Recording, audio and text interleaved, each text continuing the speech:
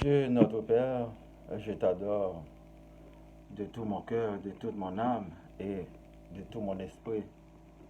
J'ai accepté le Sauveur que tu nous as envoyé. Que ton nom soit loué, Majesté suprême, qui est au-dessus de tout. Je te demande de pardonner mes offenses et je te demande pardon pour les autres qui ne te connaissent pas. Peut-être le moment propice n'est pas encore venu pour qu'ils viennent à toi. Mon nom est Boniface Paradon, votre serviteur. Je vous salue fraternellement dans le doux nom de Jésus, notre Sauveur et Seigneur, le Roi des Rois. Je vous souhaite bonne fête de la résurrection. J'espère que la semaine était spécialement bénie pour chacun de vous. Sinon, cette nouvelle semaine vous apportera de meilleurs résultats par la grâce de Dieu avec la foi de votre part. Sur ce, je vous dis merci et bienvenue sur le web, chers internautes, à l'écoute et à la visualisation de cette nouvelle édition pour vous édifier. Le titre d'aujourd'hui, c'est L'Éternel demande aux enfants d'Israël de garder ses commandements. Et vous aujourd'hui, Nombre, de Nombre, chapitre 15, du verset 37 à 41. L'Éternel dit à Moïse, parle aux enfants d'Israël et dis-leur qu'ils se fassent de génération en génération une frange au bord de leurs vêtements et qu'ils mettent un cordon bleu sur cette frange du bord de leurs vêtements. Quand vous aurez cette frange, vous la regarderez et vous vous souviendrez de tous les commandements de l'Éternel pour les mettre en pratique, et vous ne suivrez pas les désirs de vos cœurs et de vos yeux pour vous laisser entraîner à l'infidélité. Vous vous souviendrez ainsi de mes commandements, vous les mettrez en pratique et vous serez saints pour votre Dieu. Je suis l'Éternel, votre Dieu, qui vous ai fait sortir du pays d'Égypte pour être votre Dieu. Je suis l'Éternel, votre Dieu. Pour la prédication, mes frères et sœurs dans le Seigneur, Dieu n'abandonnera jamais les siens, ses enfants, parce qu'il est un bon Dieu fidèle, qui se souvient toujours de ses paroles et qui déborde d'amour. Il est la vie même pour tous ceux qui croient en lui. À chaque période difficile, il se renouvelle à son peuple. Il fait appel à des serviteurs, il annonce des prophéties. Il a envoyé son Fils Jésus-Christ pour nous libérer du péché et de la mort spirituelle. Et nous voici désormais libres, puisque l'ennemi est sous contrôle du Tout-Puissant. Le nom de Jésus fait trembler et chasser l'ennemi et les adversaires. Nous faisons tous partie de l'armée céleste. Si nous nous attachons à Dieu, notre Père. Une armée est là pour défendre et pour la guerre, et nous sommes à la guerre contre le mal. À un certain moment, il a pu libérer le peuple d'Israël de l'esclavage du pays d'Égypte.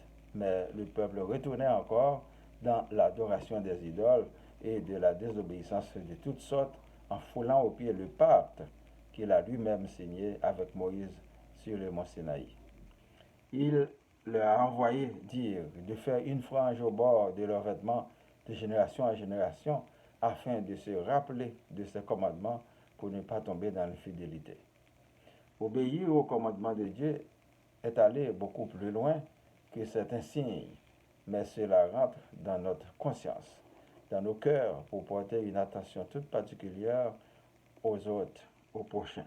Souvent, nous disons que nous faisons les bonnes œuvres pour Dieu, car Dieu est bon, il nous fait grâce. Eh bien, nous rendrons l'appareil aux autres. Il n'est pas un secret pour personne que les méchants subsistent encore parmi nous et ces affaires montent en flèche. Oui, nous voyons ce qui frappe les yeux. Des fois, l'herbe n'est pas plus verte chez le voisin. C'est du trompe-l'œil.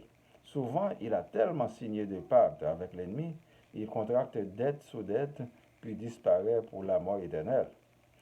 Il n'y a aucun intérêt dans le mal. On récoltera ce qu'on aura semé.